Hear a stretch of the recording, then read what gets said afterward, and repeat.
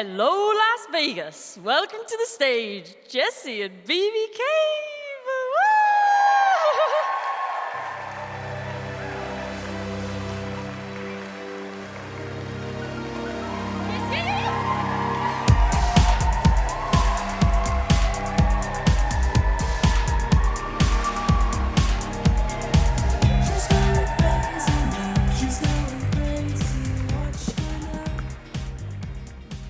I made Bebe say hello, Las Vegas. She made me say that. I think it was really good. I think she was. I think you committed. It was set sunny. up the right tone. Yes. Didn't it? So thank you for laughing. Thank first you, of all. everyone. Thank you. I'm just going to set a timer. Yeah. very Also, the strict. music to start us in to walk into wasn't actually. It's not a very long distance to walk, so No. it wasn't as grand as we were hoping. But Start. yes. Okay. Hi, everybody. Hi. Thank you all for coming. We're very excited to be here. This is the first time, one of the first times I've been out of the house in a long time. And also, we haven't done anything on a stage since February 15th, 2020. Yeah. So it's Not that we're natural stage dwellers. No. As you can see. Yeah. But yeah, Bebe's not wearing a bra. Yeah. Which is Thank you. quite shocking, I think. Yeah. I was going to save that till later to reveal it, but I think it's already been revealed. okay, good. So that's fine. I am wearing a bra and I can't breathe. Yeah. I tried the dress on for Jessie, and she was very upset to find out it can't zip up on her because she's got such a broad back. A swimmer's back, She's Bebe. got a swimmer's frame, and I don't have a swimmer's frame, so I'm an athlete. I just can't help it. I'm an athlete. Yeah. So. So we have loads of things to talk about, don't we? Yeah, we do, I guess. We should talk about... I'm very tired because I made the Yes. kids stay up until 11 p.m. last night watching the Friends reunion. Yes. They really wanted to go to bed. But I was like, no, you were watching these people. I just loved it so much. Yeah, I feel like it's actually too much of an important moment of cultural significance to start what we were going to talk about without at least referencing the Friends reunion. Yeah, So definitely. we haven't spoken about it together, and I think that Jessie and I are going to have quite different opinions on what actually went down. So would you care to share? Hopefully you have the same opinion as me about Matthew Perry's face. Oh my God, absolutely. Because that was just, he's had cheek implants, hasn't he? He must have. He just sort of looked like a sad basset hound. Yeah. And then when they cut back to them, as they were, he just was so beautiful. And you can just see how he's just, he just seemed a bit more frail than the others, didn't he? Yeah, well, I thought what was so interesting about it was to kind of analyze why they were there. I couldn't help it. Maybe it's like being a neurotic actor or overthinker. But part of me just kept thinking, people have wanted them to do this reunion for such a long time, and they've always said no. So why are they doing it now? What's the motive behind each of them?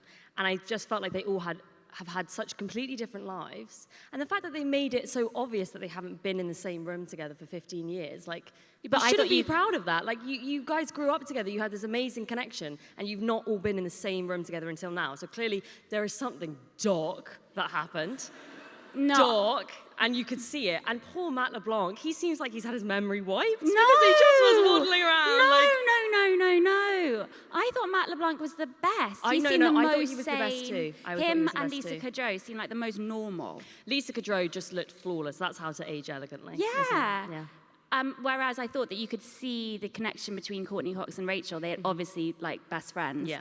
And I just was so fascinated. And I thought David Schwimmer was the most down to earth. Yes. He seemed to really be appreciative of how Friends was, the technical aspect of how good it was, and the writing and the cameras and stuff. And I liked him so much. Yeah, I feel like they all clearly had a different relationship to their journeys in the show.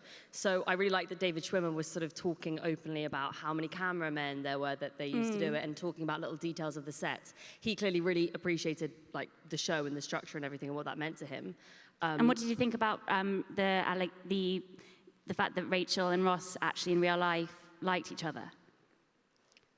What did you think about that? Jennifer and David Schwimmer. That was right at the end. No, it wasn't right at the end. What, you didn't watch it, did you? No, I did. Okay, I didn't watch the last half an hour. I didn't watch the last half an hour. Maybe that was in the last half an hour. Okay, this is going to blow your mind. Jennifer I'm ready. Aniston and Ross, James Corden, he asked, were there any real-life flirtations? And then there was just an awkward silence. And then Jennifer said, well, yes, I can't do the accent, sorry.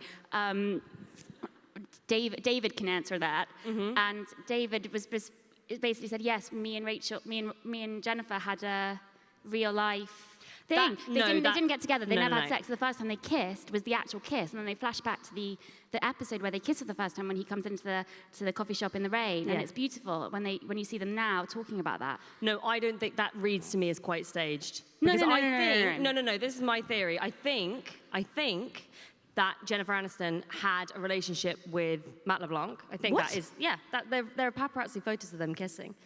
I think they did actually go out, and I think that they're telling us that there was something between Jennifer and David to give us a sense of continuity. Maybe. To me, that doesn't read as particularly real. Okay, well, I really hope it isn't. I don't hope it is, because then it's too tragic, and I feel like they should have been together. But all of them seemed relatively fine, grateful for the experience that the show had given them. And it was just Matthew Perry that, to me, read as like so kind of like withered by life. He didn't want to be there, and I just felt like Chandler's jokes are just like such a cry for help, like as every season goes by. Donnie fell in. I've never seen Donnie be so responsive to a character on TV as he is to Joey. Really? He loves him. Every time Joey came onto the screen, he was like, "That's the one I like. That's the one I like." And then we watched, because they played the like really good episodes. We watched a couple of the episodes this morning, and every time Joey was on camera, he would say, "I like Joey's shirt." Well, I think that there's like quite a clear ranking system, and it also kind of correlates with your age. The Friends character that you like the most tells you a lot about the person. So, for example, like the elite tier of people, that's favorite character is Ross. Obviously, can everybody agree with that? Oh my God. Ross? No. Ross is, excuse me, okay, you're not mature enough for me. If you don't appreciate David Schwimmer's subtle performance, this was a man of theatre, no less, okay? He gets the best, I think he gives the best performance throughout. Jennifer Aniston is obviously undoubtedly probably the best actress. She's the best actress in the world. She's the best person in the world. She is. I just love her so much. She is. And she kind of looks a little bit like a man now, but in a very sexy way. Very sexy, strange way. At the beginning when I saw them, I was quite horrified with the fact that everyone just gets old. You tend to forget that about living. But by the end, I was like, no, go have that surgery. Do it, Courtney. Exactly. They do deserve it. They've been through so much. They've get donated those lips so again. much. But anyway, I think we should move on from the Friends reunion, because otherwise I we're going have to talk about so much to I say, think we though. should move on. But basically, my last point was, if your favorite character is Chandler, you're a 14-year-old girl. That's what I'm saying. So there we go. Yeah. But I'm obviously a Monica. Yeah, and of you're course obviously I'm a Rachel. You're a Rachel, bitch. Yeah. So we've started this podcast because we were doing a live show, which we started writing in the aftermath of our brother dying, as a way of kind of taking control over our feelings, I think. That was a really, really quick turn. I'm really sorry about that, actually. I just realized to go from friends to death. You just all got quite scared. But we're okay. We are. We're okay. Fine. Obviously, so fine. Anyway, so we started doing that show, and it actually was the best kind of therapy. And I am, unfortunately, somebody who does use writing and performance as therapy, which is incredibly lazy and cheapskate, because you should just buy therapy. But I won't. I won't. And so we started the show, and we were planning a whole year of doing the show, and it did get quite.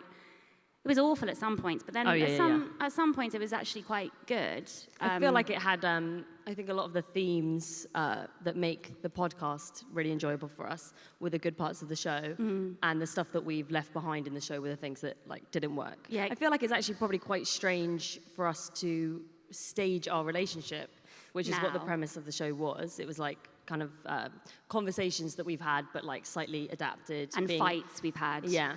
But on the podcast, we get to actually have real fights. Yeah. And it's just much more satisfying. Which we have had, which we'll get onto in a sec. But so the podcast was kind of a last resort for us. And Yeah. I think it's actually not a last resort in terms of we need to find a way of talking that means we don't cry every time we see each other.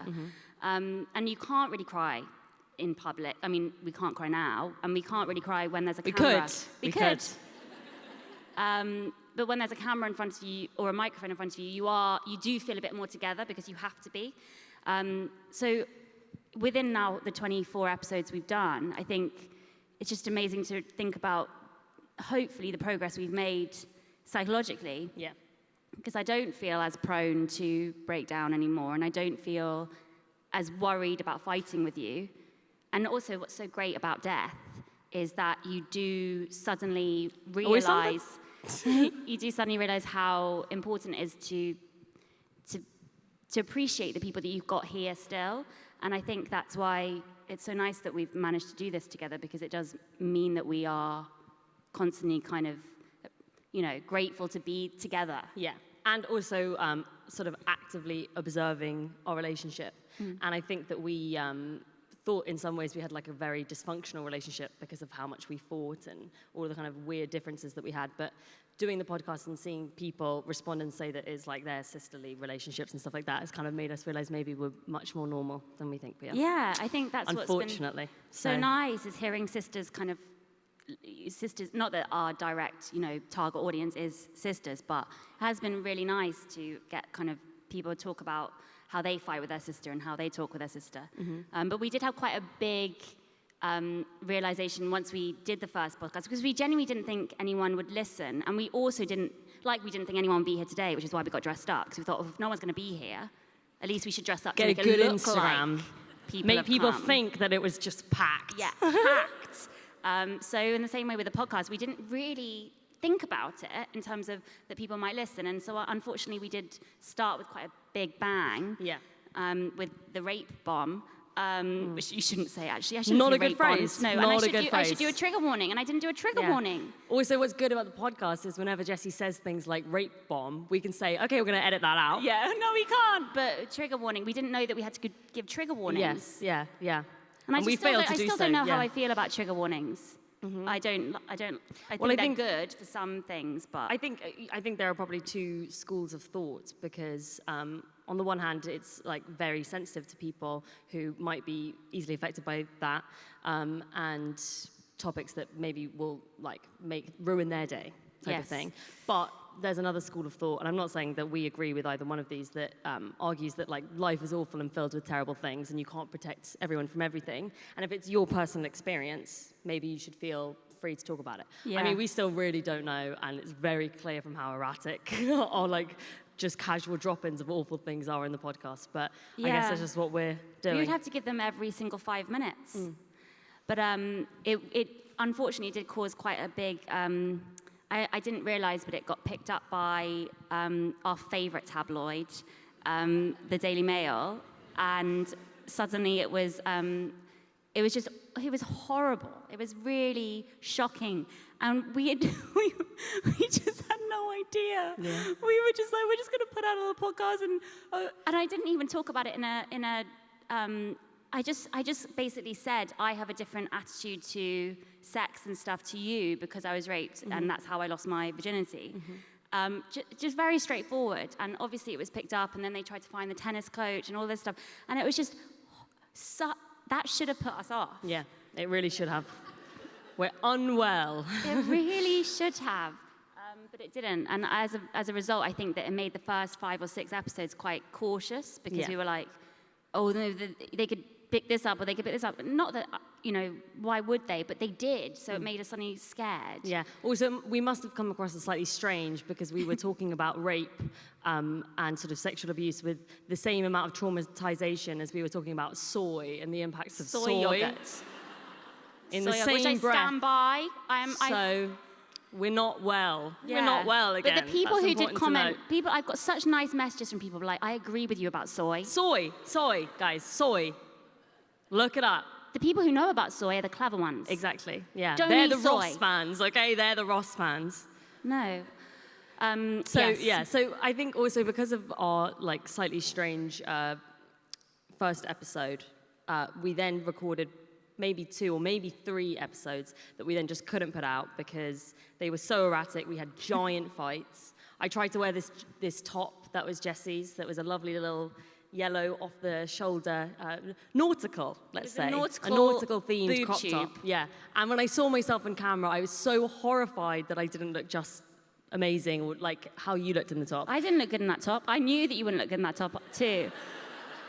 So you sabotaged me. No, but when you picked it up, you were so positive about the top. Yeah.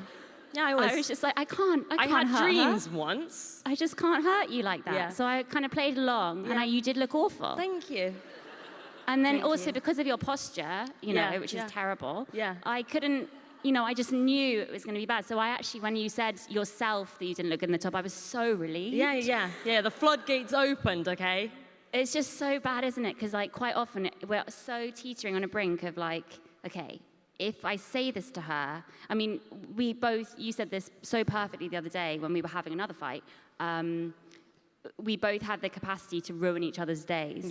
Yeah, and it's just so phrase. true. Yeah, it is true. Just and it did happen. Like, so one of the episodes, which I think is episode 8 or something, you can see how red Bebe's face is because she's raw from crying. Because we just had a massive fight again about something. It's always something to do with grief, probably, like something, the underlying Well, thing. I would love to say that it's about grief, but I think something I've actually learnt in the 2 years post-grief is that it's so easy to want to link every bad feeling that you have to the grief, almost to like pin it to that, to justify it. But sometimes I am just genuinely upset because I've had such an unflattering photo taken of me. Yeah. I can't blame everything on my poor brother. That's just not right, you know? No. So it's yeah, no, it does cloud absolutely everything. Yeah, so... but Bebe's so red in the eyes and her makeup is like smudged and she just looks so sweet and little, and I suddenly felt so bad for being such a bitch. Yeah. Even though you are the one who starts it, always. I would contest that, but always. I think that you think that I start it, but actually what starts it is I turn up in a top you haven't seen. And she looks quite good. And I look good, and you're curious about the top, and then you provoke me into having a fight with me. That's what I would say happens. Quite often it's also when you've obviously had a life without me. I'm like, but where did you come from today? What station? Yeah. And I can work out, oh, she's not come from that station, then she's definitely not been at home. Where's she been? Yeah. What's she been doing? Yeah. Yeah. I really don't like that. Yeah. One of the biggest fights that we had when we were doing our stage show, and I think we must have said that we were going to stop doing the show 50 times. Every show. Yeah. Was we'd done a show on the Saturday night, and I think it had gone fine. And on the Sunday, I went out, and this was all before the lockdown, pandemics and everything. Horatio took me to a comedy club in the Isle of Dogs. So, if you're going to be finding my friends tracking me, it is quite far away. So at this point, we still, retro our relationship, we did still have Find My Friends. That's had to stop. That's had to stop. She doesn't have me on Find My Friends anymore. The privilege has been taken away. It's been taken away. And it was sort of 9 p.m. or something, and Jessie's she's having a blast. She's having a good Sunday evening. She's watching the One Show, probably a repeat. The One Show isn't on Sundays. Okay. You know that? Sorry. I didn't actually know that. We'll get onto the One Show later. Okay. But anyway, she just, for fun, just loved to check up on where I was at, and saw that I was very far away. And I thought she'd been abducted.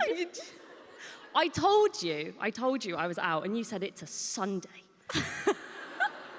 This is the day of God. She didn't say that, but that was the implication. And she just was so upset with me for not taking work seriously, for being out late on a Sunday night, because Monday morning you got to get to work. Me and my fucking unemployed. Yeah, it didn't make any sense. It didn't make any sense. And we didn't have our next show until the next Saturday. So to me, I really thought, even if Jessie gets annoyed about this, like there are 6 days in between today and the next show that we're doing. Like, she's not going to get upset. But you did get upset. No, but that's a very basic read of the thing. Okay. I, as usual. Yeah. No, I think it's just because our lives are so different, because I have children and I can't go to the Isle of Dogs on a Sunday night. As much as I'd love to. Yeah. It wasn't worth it. It wasn't worth it. And I think sometimes I resent your freedom quite a lot, because even when I was your age, I still didn't do things kind of right for a 20-something. And so quite often my anxiety comes from me feeling like I'm a loser. Yeah. And so I feel like if you're doing things and you're being cool in Isle of Dogs, I just feel like even more of a loser. I'm like, I should have gone to Isle of Dogs when I was 23. Why didn't I do that? Why didn't I live more? Yeah. So that's what it is. It's just me kind of like, well, you should be at home too. Yeah. You should be at home doing nothing, like me. Yeah. And it's always when Alfie's out, which is just so tragic. It's like, if I've managed to get the children to bed before like 9 p.m. and I do have that time where I'm just on my own, so he's at a gig or something, I do find myself sitting on the sofa and just suddenly like, okay, what am I doing with my life? What am I doing? What should I be doing right now? I should be writing a novel. I should be doing, and I obviously am too exhausted to do any of that, so I just end up sitting there just feeling, you know, like not very good, and that would have been exactly the kind of criteria for me texting you what I did that night. Which and I was fairly horrible back to you. You are. She's horrible. Yeah, she's horrible. I give as good as I get. I do. She's honest. She's a horrible texter anyway. Mm-hmm. But when it comes to a fight, it's just obscene. Yeah. Obscene, Bebe. I like to throw bitch around a lot. It's true. You fucking bitch. Yeah, you stupid bitch. Yeah. That comes within a minute. Yeah. Within a minute, you're I just always feel like it's good to get it out bitch. of the way early doors, just so then you're free to really say anything. It happened literally 3 days ago because Yeah. we've been on a good run of having no fights. The podcast has definitely made our relationship better. We've been fighting so much less. Yeah. But we had it 3 days ago. Again, trigger warning. Well, it's actually not. Oh, you don't need to trigger. Sorry. You're doing so good. You're doing so good. Don't worry. Hold on. Death. Yeah. What was I going to say? I was saying we had a fight. Yeah. Because Bebe was having a bad day, and I didn't know about this because I wasn't with her. And I was having a good day, and I was watching my kids do an after-school club thing, like a football thing, watching them happy, fine. And then I look on my phone, and a photo of our brother pops up, a really like intimate-looking photo, I feel.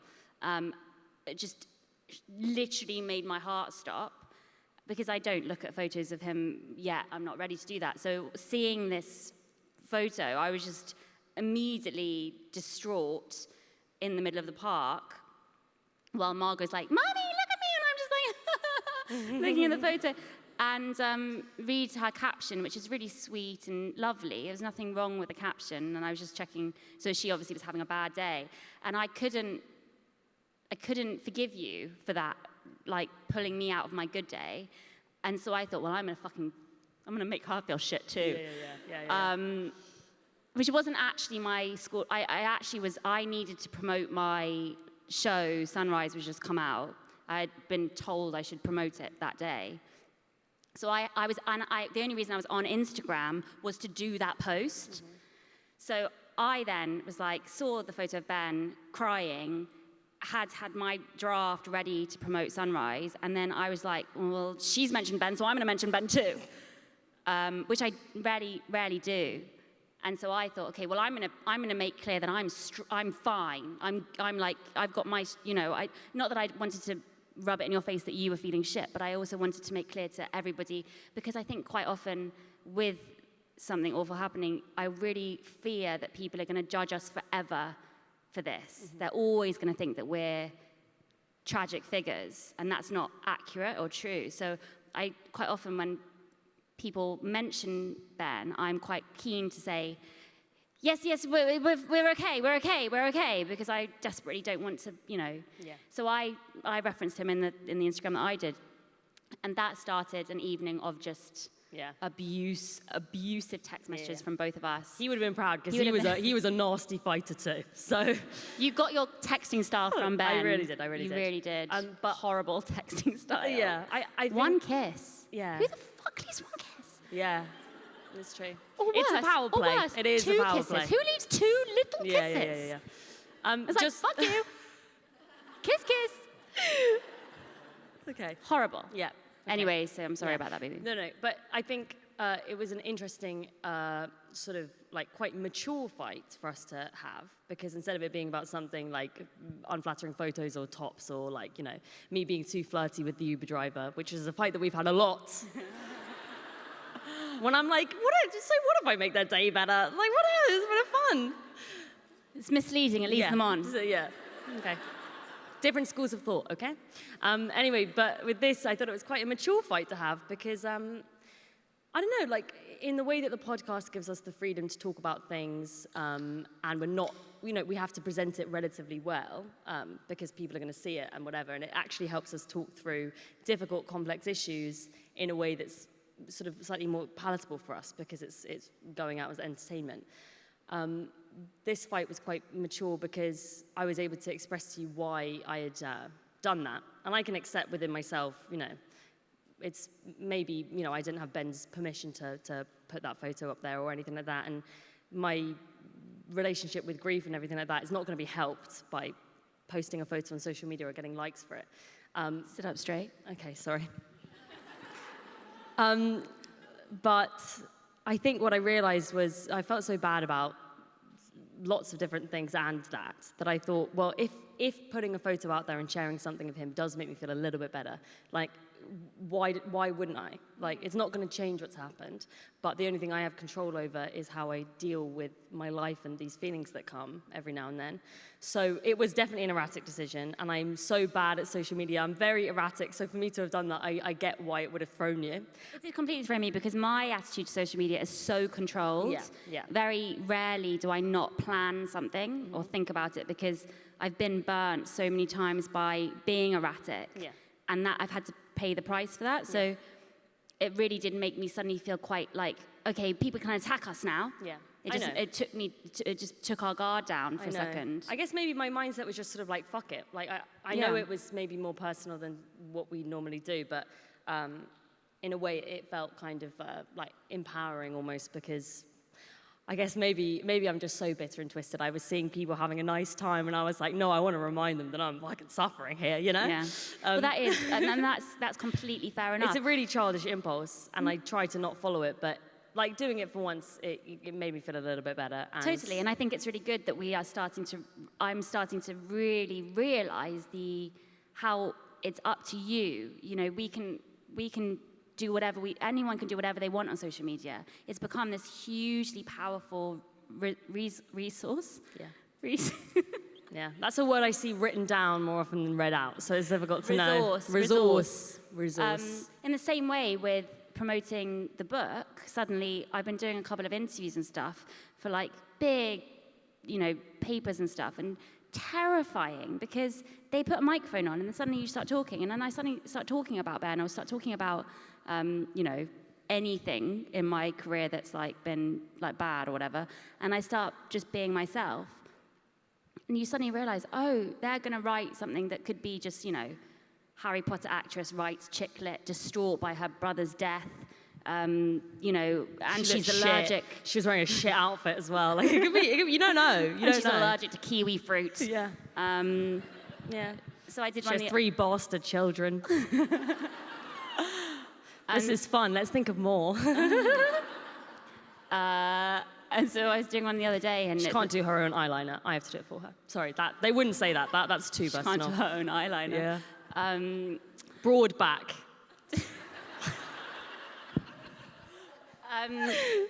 Yeah. So yeah, you shh now. Yeah. Shh. We were doing when we did our live shows. It would be awful because we would have a notebook in the middle of the stage, and I would, throughout the show, write things down. I would write orders down to Bebe, like straighten up. Yeah. Well, just speaking too fast. Yeah. While the show was going on. Yeah. So Stop being so smug was one I remember. Smug. That's a difficult note. How do you put that into action halfway through? Yeah, I'm sorry about that. It's okay. Yeah, anyway. I'm less smug now, more humble. Yeah. Time makes you less smug. It does. I think. It does. And rejection. It does. Getting rejected time and time again. Yeah. It does. It really does, doesn't it? So I did an interview the other day, and I suddenly, halfway through, I was like, I've already fucked myself up. Yeah. this is going to be bad for me. It's not out yet. But suddenly I felt so good because I realized whatever they put on the paper thing, I can take a photo of that, and then I can annotate it and put it on my Instagram. Yeah. So now it's amazing how it's become something that 5-10 years ago would have been so awful to have an interview or something out there that could destroy you or be false things. But now Instagram has made it that you can, obviously social media. I sound like Instagram's the only thing out there, but you can respond to anything. And it's incredibly empowering to be able to be like, actually, yeah, they are wrong. This is what happened. Or Yeah, well, I also feel like people are more kind of educated now with regards to how like mainstream media and tabloids and stuff aren't particularly reliable sources of information. So yeah, I just listened to another podcast about Harry and Meghan. I just love them. I don't know if I should love them, but I do love them. And I've also had people tell me that actually, that Prince William and Kate are like lovely. But then I've also people have told me that Prince William is evil. So I don't know who to believe. I like the idea that he's evil. That's more fun. Apparently he's evil. This is blasphemous. No, we can't say that. We really can't say that. We'll get sued by the Crown. Oh no, we've already said it. Yeah, we've already said it. Just nobody's telling anyone. He's not evil. Prince William is not evil. Yeah. He's not evil. What I was going to say a long time ago, and I can't remember what led me to this point, but I was going to say that I think that... What? He's not evil. He's not evil. We didn't say that he's evil. He's not evil. I don't think he's evil, personally. Yeah, I don't think he's evil. No. Who said that? Not us. Just no one said it. Yeah. I just said it. No. But lots of people could be evil. Yeah. You know? Bebe's evil. It's fine. Yeah, it's fine. Anyway, what I was going to say a while ago was I think that we use each other. So, for example, when you got so upset with me for being the Isle of Dogs, yeah. Or when I got so upset with you for, I don't know, like making a mean comment or something like that, probably wasn't even that mean. Or like you only recently admitted to me that you sometimes got, because when I found out that I told Bebe that I get upset when she doesn't like my Instagrams. Yeah. And she was really shocked by that. And I was like, well, of course I get upset because I want you to like them. Just like them. What's wrong with liking them? And you were really touched that I was actually upset about that. Yeah. But anyway, quite often now you said you've got upset with me when I look like I'm having a good time on Instagram too. Like I look like I'm fine. Yeah. So I feel when like I'm not. Yeah, I know. Don't worry, I'm very aware of the fact that you're not fine. I'm not fine. I think we use each other as a pressure point because we've shared so many experiences together, and so it becomes easy to like use you as the source of distress, but also the source of happiness. And I was just thinking about a section in our show that I did really like. Like there were some parts of it that probably were best left where they were, but the section, it's just absolutely ridiculous. But it kind of shows the bond that we have as sisters. You know the section I'm talking about? Yeah. Where Jessie and Alfie had broken up for a little while. And you go for it, Jessie. You take the mic. No, this is the breakup stage where I didn't realize that we weren't getting back together in a couple of weeks. Yeah. I didn't realize the breakup would then go on for like 2 years. Yeah. A year and a half. And it's so embarrassing. It is really embarrassing. It's really embarrassing. This is the most crazy thing I've ever done. But it didn't feel crazy at the time. No. Felt completely the right thing to do. I basically got us tickets to a woman show, and the woman who was doing the one-woman show was the girl Alfie was currently fucking. And we sat in the front row. No, we didn't sit in the front row. We didn't sit in the front row. Okay, we sat in the middle section, a well-lit section. I didn't realize it was well-lit. I wouldn't have done that to her if I knew it was. And I didn't realize that Alfie, which hurt me so much, I told him we're going to see do her show. And he then texted her to say we were going, which shows how connected they were. Mental that he would do that. He shouldn't have told her. No, of course not. I wanted to judge her acting. Yeah. See how truthful she was. Yeah. And she was quite good, which is really annoying. Yeah.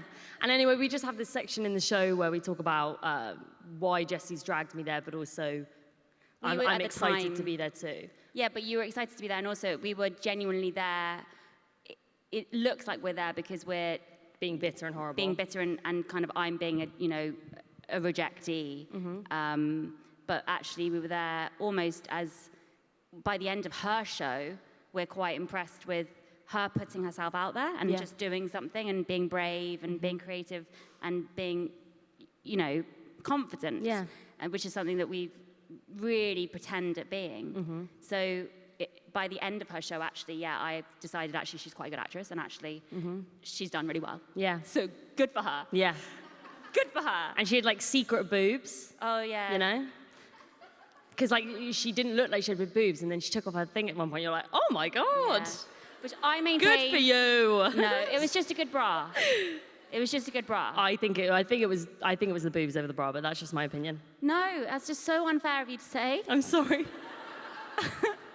And also, it just kills me. Did Alfie like her boobs? It kills me because the reason I don't have good boobs is because of Alfie. Yeah, exactly. Because you've had kids. Because of breastfeeding. Exactly. His children. Exactly. So fuck her. Yeah. Having good boobs. Yeah. I wonder what she thought she'll be of older now. us. She'll be older now. Yeah, exactly. So she won't have such good boobs. Haggard and old. Yeah. I'm joking. We love women. We're not Yeah. bad. But I wonder what she thinks of us to have done that. Well, yeah. He went to see her that night as well, which absolutely kills me. Yeah, it's very fucked up. But the fact that we shared that experience together, and I think if I tried to explain that situation to somebody else... I don't know if he actually went to see her that night, just in case he's watching this and then he's going to get angry at me. Yeah. We'll fact check that. In my head, you went there that night. Yeah. And you had a lovely time with her lovely boobs. Yeah. Anyway, I'm going to find out if they were lovely. Yeah, okay. I think they were almost definitely lovely. Yeah. I think they were. But she had an ugly face and an unpleasant manner. She didn't. And a frumpy name. That's just so hard to accept that other women have, like, Yeah. they will have a nicer body than you, God, or they yeah. will have a nicer boobs than you, or a nicer face, or a Yeah. nicer personality Yeah. than you. Honestly, the idea that there are 17-year-old girls out there who are just like nice and funny and talented and beautiful, I hate them all. I know. I can't, and it's so funny because it's such a primal feeling. You go from loving being a baby and being young and whatever and liking the attention to suddenly one day switching and you hating any woman one day younger than you and beyond. It's just... Oh my God, it's so age funny. makes such I'm joking, I don't actually hate them, but No, of course. Age makes such a difference when you're younger, though. So, like, now that we have this 10-year age gap, now it doesn't feel like a big deal at all. But obviously, it was when I was 19 and you were 9. But in the same way, when I was 22, imagine I was doing a podcast with a 9-year-old.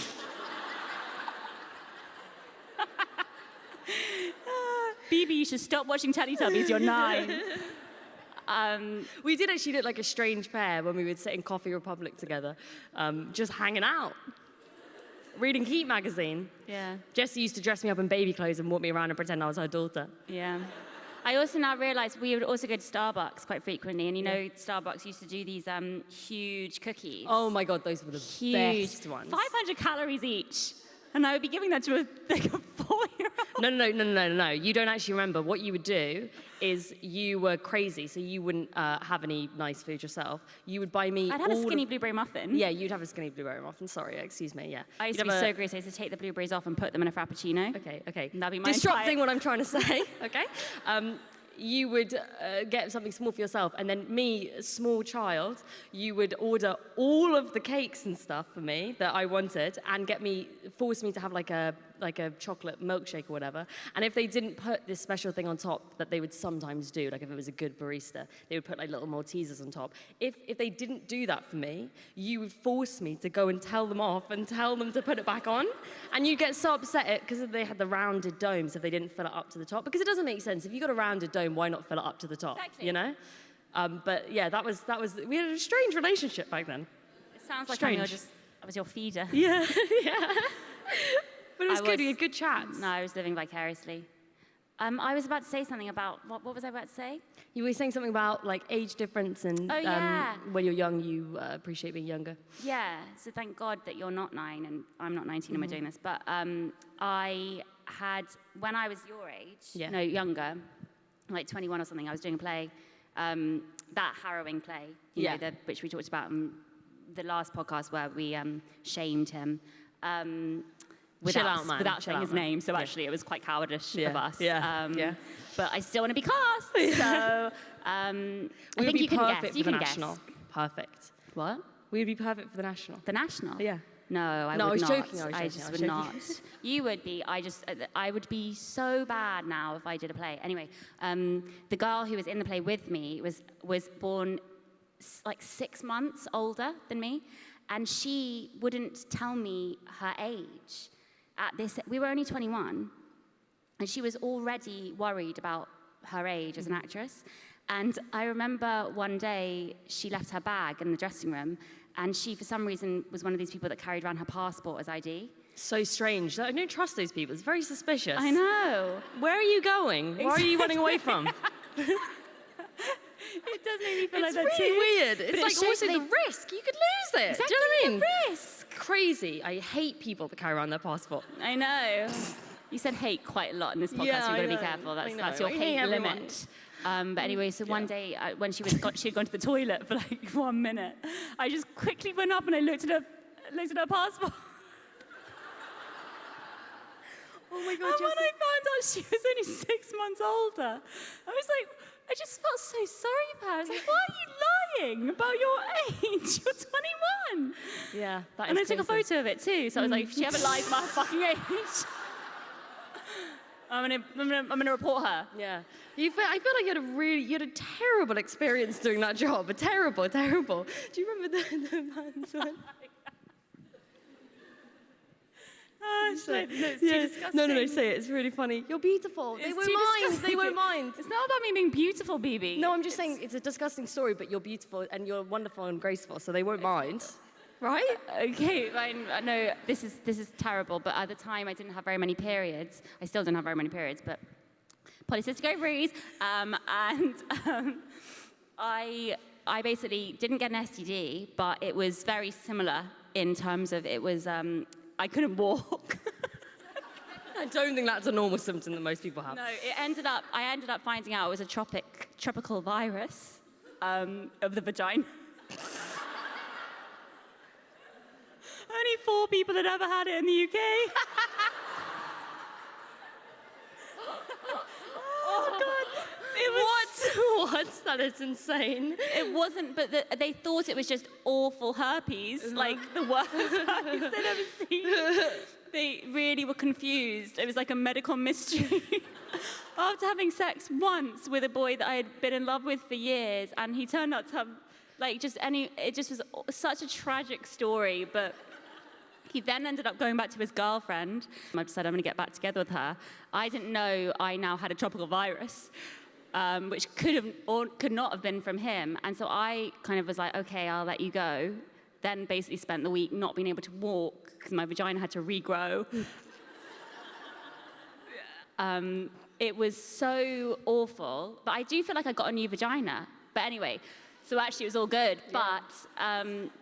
I was doing this play in the West End, and I couldn't walk. So every night I would have to just stand backstage, and then really brace myself up to run onto the stage and do the whole show. And it was amazing because by the end of the show, I then was bedridden again, but I was able to do it for the whole show. Anyway, why was I saying my story about my tropical virus? Oh yeah, so basically during this week I had to wear a giant nappy, basically. As you do, and I was quite not equipped with this at the time of, how you have to change your sanitary towel or whatever. So you have to put it in the bin. Like sometimes I forget that sometimes, and I leave it in places. Like that is actually quite difficult to remember sometimes. Exactly. I'm experienced. So I was changing my knickers and the pad thing, the nappy, and there was no bin in the toilet because it was a West End old theatre. They didn't have a sanitary bin. So I just thought, okay, I'll just put the pants up here on the door.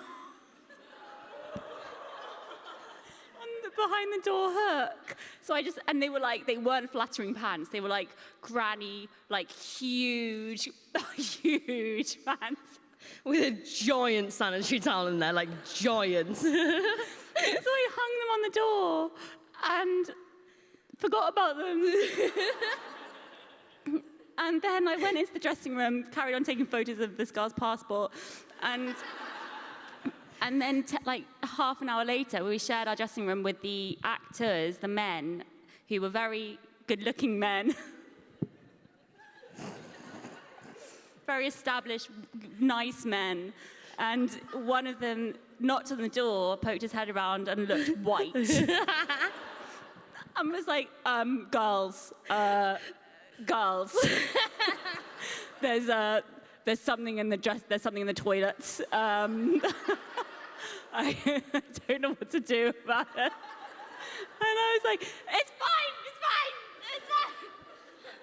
He said, oh, I saw that too. Who did that?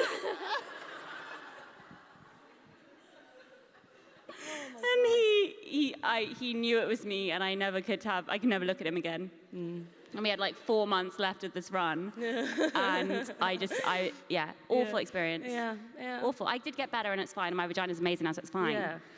But that's really funny. It has made me have a very different attitude to just, again, to sex. And to I'm really fucked up. Really, really fucked up. But anyway, thanks for making me telling that story. I'm so that sorry. It's called my tropical virus story. Yeah. And on Alfie and I's first date, is it Alfie and me? I don't give a shit. Yeah. We were on our first date, the date in which I ended up getting pregnant, within about 45 minutes. And within the first 5 minutes of talking to him, I was so nervous on this date, I ended up sitting down, had my drink, and I was like, I had a tropical virus. Within like 5 minutes of sitting down with him, I was telling him I told him that whole story. I mean, only 4 people in the UK had it. It is kind of amazing. It's amazing. Don't know what the fuck it was. Yeah. He must have been a dirty boy. No, I don't think it was from him. Although when we went to see the doctor, obviously my mum came with me even though I was 21, and she was in the room with me, and she was like, the man she slept with he had very dirty fingernails. He was a musician. And I was like, that's not going to make a difference if he's a musician or not. I think it really does, actually. It really does. Musicians, just don't trust them. Yeah. Don't trust them. Mm-hmm. Or comedians. Yeah. Don't trust them. They'll get you pregnant very quickly. Yeah. Anyway, I'm sorry that we deviated. We've Diverged. deviated. No, that's not the right word. What have you written now? Okay. It doesn't matter if no one reads my book. Yeah. Sorry. That wasn't me saying that to you in like a bitchy way, I promise. That wasn't me getting you back for the smug comment. It doesn't matter. We had this epiphany the other day when we were worrying about, our careers and everything. And I suddenly was like, oh, it doesn't matter. It really doesn't matter. Like, it doesn't. If no one buys it, I mean. Obviously, it'd be nice to get some money eventually in life, but it doesn't matter anymore. Yeah. And that is quite freeing. And in the same way with the podcast as well, we've had people wanting to sponsor it and stuff, and it's just kind of, it's not that obviously we're grateful for that opportunity, but we don't want to do that just because I find that it becomes something else when there's pressure to do something, and we don't want to do that, really. Yeah. Maybe one of us does and one of us doesn't. No. You're just looking, she looks really worried. No, happened. No, I was just enjoying what you were saying. No, you weren't. You looked really worried. No. All I was... Be honest, Phoebe. No. I was just thinking of how I could tail end with what you were saying. Oh, right. Just be in the moment. Yeah, sorry. I think that... Be here now. Yeah, I am here now. My be here now necklace broke, which means I'm not being very present at the moment. I got that for myself for Christmas. Sorry. I was just going to say that the catharsis of the podcast, I think, is, like you said, it's kind of like a form of therapy, and I feel like we've obviously exposed ourselves to such an extent in some ways that... Were you passing that to me? No. I was just going to say, she's never ever shared a bottle of water with me. This would be a strange time to start. The catharsis of doing it is kind of, we do it for our own enjoyment, for the betterment of our relationship. It doesn't really matter if it does well or if it's shit or people like it or anything like that. It's obviously wonderful bonus that people do, but I think that's probably what makes it less appealing for us to make it a sponsor weird type of thing. It would feel like we're exploiting it. Especially given how much shit we talk and how horrible we are about people. If we put money on top of that, we would be evil. We actually would be evil. Well, it would be almost like asking for payment for bad experiences we've had. Yes, yes. Which actually sounds like a really good idea. Why didn't we think of that? I know. Yeah. But no, I would feel really weird about it. And also, I do find, I don't know, you obviously all listen to podcasts. I find it, I listen to a lot of podcasts, and I skip all of that. I don't ever listen to people doing Oh my God, yeah. I always do like 15 seconds, 15 seconds, 15 Yeah. seconds like that. Yeah. Yeah, the little circle thing. Yeah. So intuitive. Such a good Yeah. feature. I just can't bear it. We've only got 10 minutes left. I know. So, Well, should we? I've only got 10 minutes left. That's okay. Yeah. we were considering doing a question and answer. But that's terrifying it's for us. terrifying. Because if no one has a question, and also we can't see you, and I don't want to see you. No Because offense. imagine if we said, does anybody have any questions, and nobody has any questions. Yeah. Okay, how about we do this? I'm going to talk for 2 minutes, and if anybody thinks of any questions, cough, and then I'll be like, question and answer session? And if nobody coughs, then I can be like, we decided not to do one for personal reasons, because we don't need anybody else's input on this. I think what we wanted to finish... It's so arrogant, though, to assume that people have questions. Exactly. It is actually quite So there are any arrogant. questions to ask us? Yeah.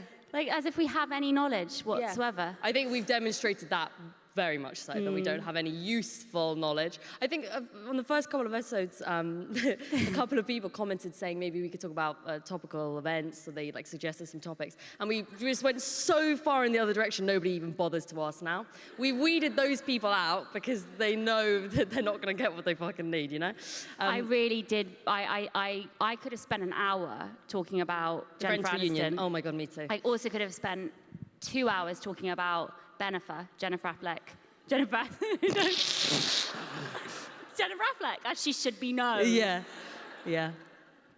I won't even get into that. That's No. I think it will upset you. I'm just too excited. Yeah.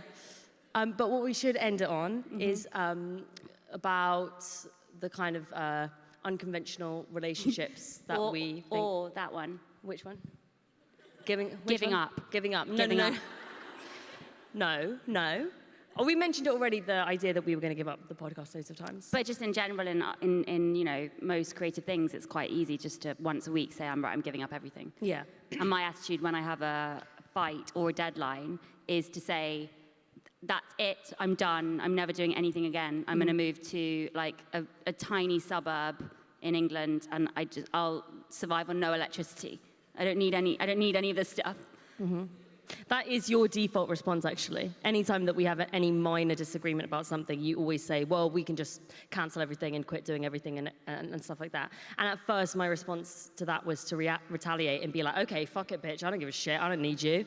And then that would make things much worse. But I think what's nice, I feel myself growing up by being able to see, when you say that you want to give up everything, what you're actually saying is that you want me to confirm to you that I enjoy doing it. Because maybe I could be mean or aloof, you know? And I just say, no, of course we're not going to give up, you know? That's the most important thing. Yeah, so we're not going to give up the podcast. We're not going to give up the podcast, no. Hopefully if we've got to episode 50, then we will have Totally. We'll be better. Yeah. It's a bit embarrassing though, isn't it? Because it's loads of podcasts have 300 episodes and we've got 24. Yeah, but most people give up. Most people give up. And we're not fucking giving up. My mum very sweetly with our careers, she quite often says, it's just the people that hang on that eventually get something. Just hang on. Yeah. She said there are a million people waiting to take your place. Waiting. Waiting. You give up, that just come right in there. Yeah. She still has a tennis mom mindset, so it's all very athleisure applied. Yeah. It's true though, it's true. Mm-hmm. Yeah. The sad thing is about acting success stories when it comes to that theory that, you just hang on in there and eventually, usually the success story comes by the time you're 30. Yeah. So once you pass 30 and you haven't got that moment where, that person, she didn't give up until she was 30 and then eventually she got this job and now that I'm past 30, much past 30, it's I should have actually given up.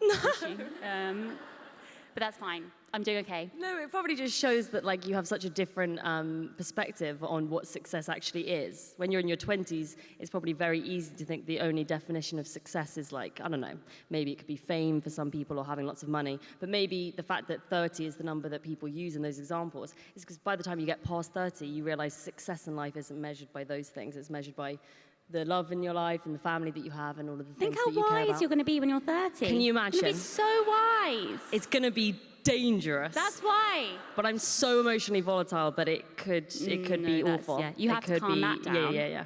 Yeah, but she was a wise 9-year-old. Yeah, exactly. It's all the nutrition that she gave me. It fed my brain. So no one coughed. No one coughed. There are no questions. That's fine.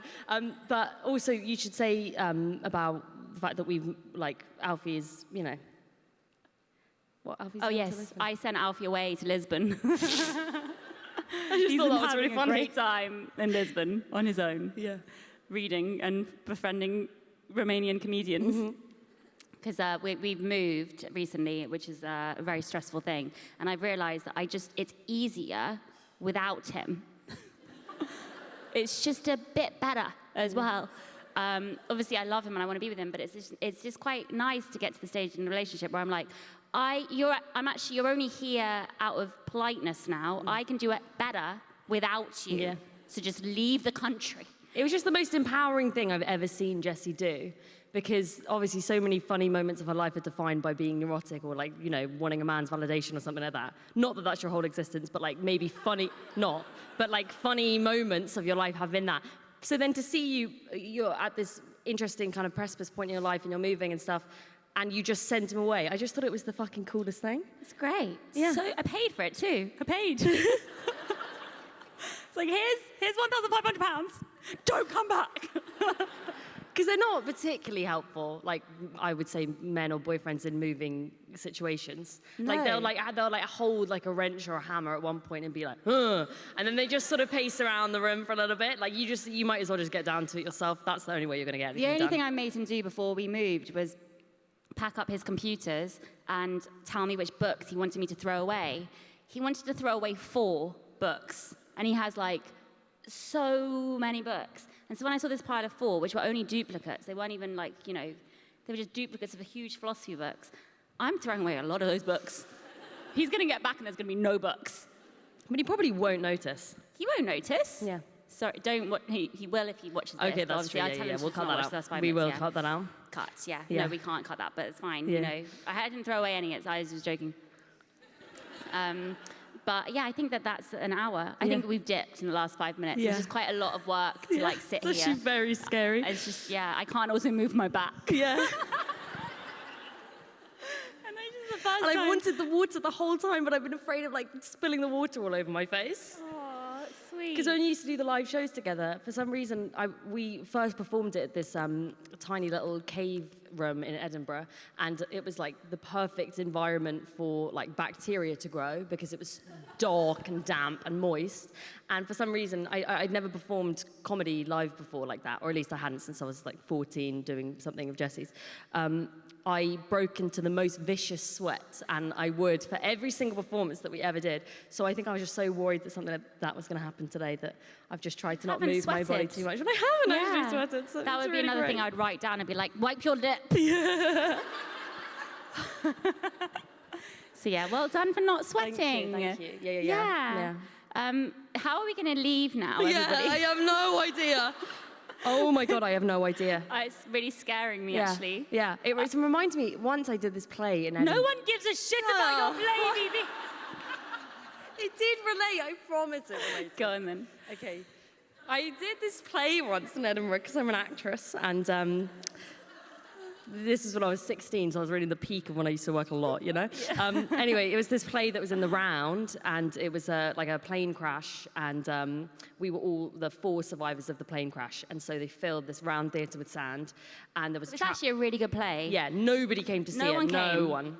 But this one performance by Tom Basden. It was really brilliant. It was really, really well written, and because it was in an old town hall, there were audience all around, so there was literally no escape if something went wrong. And on the big performance that we had, I think Victoria Wood was in the audience because one of the actors had worked with her, and we were all so excited because finally there were people in the audience. The other actress in it, a wonderful comedian, Katie Wicks, she walked over the center of the stage to say one of her maybe first 5 lines, and the trapdoor broke, and she fell through. It must have been honestly a 10-foot drop. And it was she broke her tailbone, and there was no escape. There was literally no curtains to come and draw. We all just looked at each other, and the whole audience thought it was part of the show. Because it was so well executed. It was a swift drop, you know? But if she'd walked in at a slightly different angle, she could have easily broken something or died or something like that. But because there was a 2-minute pause of the audience all thinking that it was part of the show, and none of us knew what to do, we all sort of looked at each other, and then we sort of started to say, no, this wasn't meant to be part of it. I was there. Yeah, and then some of the stage managers ran on, and for some reason we decided it would be a good idea to continue, so we did the rest of the show.